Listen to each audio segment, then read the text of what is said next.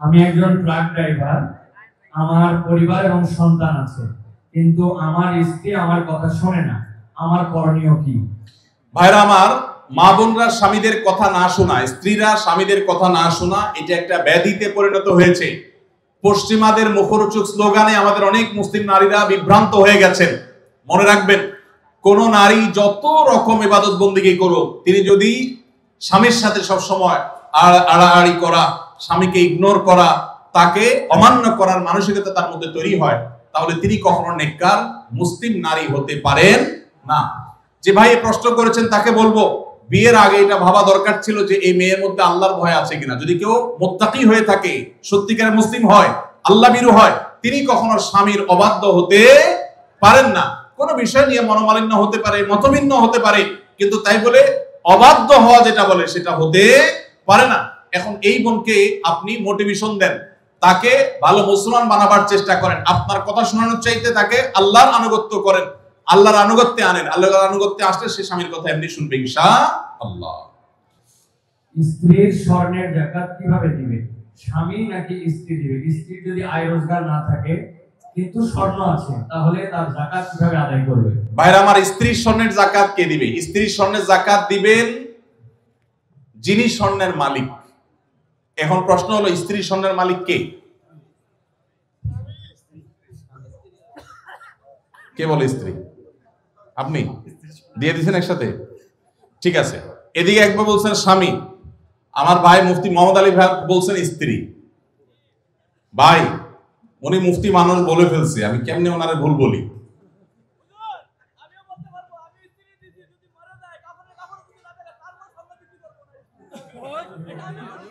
মাশাআল্লাহ মাশাআল্লাহ।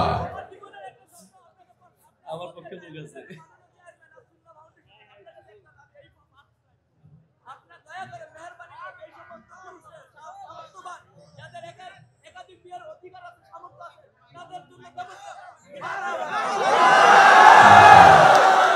যুবক পোলাপান একটাই পায় না, আপনি কোন একাধিক? আমরা একটা চিন্তা শেষ হয়ে যেতেছি, একটারে বাপ মা বিয়ে করেন, আপনি কোন একাধিক বিয়ে করেন? আল্লাহ তাআলা যুবকদের একটা বিয়ে অন্তত ব্যবস্থা করুক, এরপর যার সাধ্য তৌফিক থাকবে শর্ত সাপেক্ষে সে ইনসাফ করতে পারলে একাধিক করবে। যাই হোক ভাই, বউয়ের স্বর্ণের মালিক কি বউ না স্বামী? এটা নির্ভর করে যে স্বামী আসলে তাকে দিলে কিভাবে দিয়েছে। ধরুন এটা স্বামী দিছে বা বাপের বাড়ি থেকে পাইছেন, স্ত্রীকে যদি দিয়ে দেন তাহলে তার মালিক স্ত্রী, এবং সেটা যাকাত তাকে দিতে হবে। আর যদি স্ত্রীকে না দিয়ে দেন, ব্যবহার করতে দেন, যে ঠিক আছে আপনাকে ব্যবহারের জন্য দিলাম, তাহলে সেক্ষেত্রে মালিক হবে স্বামী। এটা ক্লিয়ার করতে হবে। এখন মুশকিল হলো, স্বামী স্ত্রী যদি এগুলো নিয়ে আলাপ উঠায়, আমাদের দেশে আমরা এত ভালো, মানে অতি ভালো যেটাকে বলে, বউ যদি এখন যায় ঘরে যদি জিজ্ঞেস করেন স্বামীরে, আর বউরে জিজ্ঞেস করেন যদি যায়, আচ্ছা বলো তো দেখি তোমার এই স্বর্ণগুলো আসলে মালিকটা কি, সাথে সাথে সে বলবে, ব্যাপার কি, তোমার মাথায় এই চিন্তা কেন আসলো, কাহিনী কি, তুমি কি ডানে বামে কোনো চিন্তা ভাবনা করছো, কি ব্যাপার? আমরা কত সরল সহজ চিন্তা করি। একটা সম্পদের মালিকানা ক্লিয়ার হওয়া লাগবে কি লাগবে না? স্ত্রীকে যদি জিজ্ঞাসা করেন, আচ্ছা তোমার যে স্বর্ণগুলো আছে এগুলো আসলে মালিক কি তুমি না আমি, কে? অবশ্য আজকাল মেয়েরা এগুলো বলবে না, বেশিরভাগ মেয়েরা বলবে, বলো কি তোমার সন্দেহ হয় আমি যে ব্যাপারে কোনো সন্দেহ আছে? যদি স্ত্রী মালিক হয় তাহলে স্বর্ণের যাকাত স্ত্রীকে দিতে হবে। আর যদি আপনি স্ত্রীকে ব্যবহার করতে দেন, বলেন যে তুমি ব্যবহার করো, আমি চাইলে যে কোনো সব বিক্রি করে ফেলবো, তাহলে সেক্ষেত্রে আপনাকে যাকাত দিতে হবে। এখন মুশকিল হলো, বেশিরভাগ ক্ষেত্রে এই সমস্ত ইস্যুতে আমরা চিটারি করি অনেকে। কিভাবে? স্ত্রীকে দিছে, তার ধান্দা আছে বিদেশে যাওয়া লাগলে ভিসা পাওয়া গেলে বিক্রি করে দিবে, ওইটা বললে তো বউ খেপে যাবে, এই জন্য ডাইরেক্ট কিছু বলে না, পাম্পটে দিয়ে হুদাই মিশা কথা বলে তারা খুশি করে, আবার যখন দরকার হয় তখন যে বিক্রি করে ফেলে, আছে না নাই? তো এই দুই নাম্বারই করা চলবে না, ক্রিস্টাল ক্লিয়ার হতে হবে। আরবিতে একটা প্রবাদ আছে, তাআমালু কালা জানিব ওয়া তাআশারু কালা কারিব। আর্থিক লেনদেন হবে অচেনা মানুষের মতো, আর সাধারণ আচার আচরণ হবে সবার সাথে চেনা মানুষের মতো। এজন্য ক্লিয়ার করবেন। এখন প্রশ্ন হলো, স্ত্রী যদি স্বর্ণ মালিক হয়, উনি কোত্থেকে যাকাত দিবেন? তার তো উপার্জন নাই। উত্তর হলো, তিনি প্রয়োজনে স্বামীর থেকে নিয়ে দিবেন। স্বামীকে রিকোয়েস্ট করে বলবেন, তুমি আমারটা আদায় করো, যে কোনো ভাবে করবেন, বা স্বর্ণের কোনো একটা অংশ সেল করবেন, কোনো না কোনো ভাবে তাকে যাকাত আদায় করতে হবে। স্বর্ণের মালিক মানে তিনি ধনী, অতএব প্রয়োজনে স্বর্ণের কিছু অংশ বিক্রি করে হলেও তাকে যাকাত দিতে হবে। তবে স্বামী যদি আদায় করে, যাকাত আদায় হয়ে যাবে, স্ত্রী যদি সেটা জানে যে উনি আদায় করছেন। যে হাসানা হিসেবে টাকা ধার দিলে সেই টাকার কি যাকাত দিতে হবে? কারণ সেই টাকা কখন পাবো অনিশ্চিত। ভাইরা আমার, অনেক দরকারি একটা প্রশ্ন। আপনি কাউকে লোন দিয়েছেন, হাওলাত দিয়েছেন, কবে দিবে জানেন না, যাকাত দিতে হবে কি হবে না? উত্তর হলো, কোন টাকাই যাকাত মুক্ত থাকবে না যদি সেটা নেসাবকে স্পর্শ করে। এখন ধরুন আপনি আমাকে 1 লাখ টাকা লোন দিয়েছেন, 1 লাখ টাকা কি নেসাব টাচ করে না করে না? করে। 85 গ্রাম রূপা কেনার মতো টাকা থাকলেই নেসাব হয়ে যায়। তো 1 লাখ টাকায় 85 গ্রামের বেশি রূপা কিনা যায়। অতএব এটা নেসাব। নেসাবের মধ্যে যেহেতু আছে, অতএব এই 1 লাখের যাকাত কাউকে না কাউকে দিতে হবে। এখন টাকাটা আমি লোন নিয়েছি আর উনি আমাকে লোন দিয়েছেন।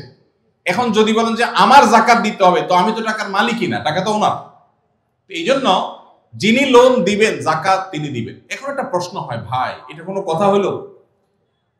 বেচারা টাকা লোন দিছে, হাওলাত দিছে সওয়াবের আশা, আবার তার যাকাতও তার দেওয়া লাগবে, কেমন কথা? উত্তর হলো, ইমানদার লোন দিলে সওয়াব আছে না নাই?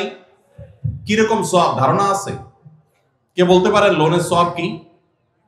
কি সওয়াব বলেন তো? মাশাআল্লাহ মাশাআল্লাহ, এলাকার মানুষ দেখা যায় বেশ কোরআন হাদিসের ইলম রাখেন। কোন কোন ক্ষেত্রে লোন বা হাওলাত দিলে দান করলে যে পরিমাণ সওয়াব হয় তার চাইতে বেশি সওয়াব হয়। এখন একটা প্রশ্ন ওঠে, এটা আবার কেন? দান করে দেওয়া মানে তো একসাথে দিয়ে দেওয়া, লোন দেওয়া মানে তো দিলাম আবার নেওয়ার জন্য, তো সওয়াব আবার বেশি কিভাবে হয়? সেটার ব্যাখ্যা হলো, ধরেন ওনাকে আমি 10 টাকা দান করলাম, ওনার দান দরকার, কিন্তু ওনার দানটা কেন দরকার? উনি এই 10 টাকা দিয়ে একটা কলা খাবে, যেটা আসলে তার এমন কোনো আহামরি প্রয়োজন নাই, এটা না খাইলেও তার চলে, পেট ভরা আছে। একটা কলা খাইতে মন চাইছে, টাকা নাই, আমি 10 টাকা তারে সাদাকা করলাম, দান করলাম। এই দানের চাইতে ওনার দরকার হলো লোন, এমন লোন যে লোন দিয়া তার জীবন রক্ষা হবে, কঠিন কোনো কাজ হবে। এখানে এই দানের চাইতে এই লোন দিলে সেটা সওয়াব আল্লাহর কাছে বেশি হবে। আরো বিভিন্ন ব্যাখ্যা হাদিসের আছে। এজন্য ভাইরা, লোন যে দিবে সে তো সওয়াব পাবে, বিধায় যাকাত দেওয়ার কারণে তার যে টাকা কমতেছে এতে তার হারাবার কিচ্ছু নাই, এজন্য তাকেই যাকাত দিয়ে দিতে হবে। এখন কথা হলো, পাওয়ার সম্ভাবনা নাই। যদি এমন হয় যে পাওয়ার সম্ভাবনা, তাহলে যাকাত আপনাকে এখন দিতে হবে না, একসাথে পাইলে যে ক বছরে যাকাত দেন না সেগুলো দিতে হবে। আর যদি কখনো না পান তাহলে না দিলে কোনো গুনাহ হবে না। জি। আস-সুন্নাহ ফাউন্ডেশন, উম্মার স্বার্থে সুন্নাহর সাথে।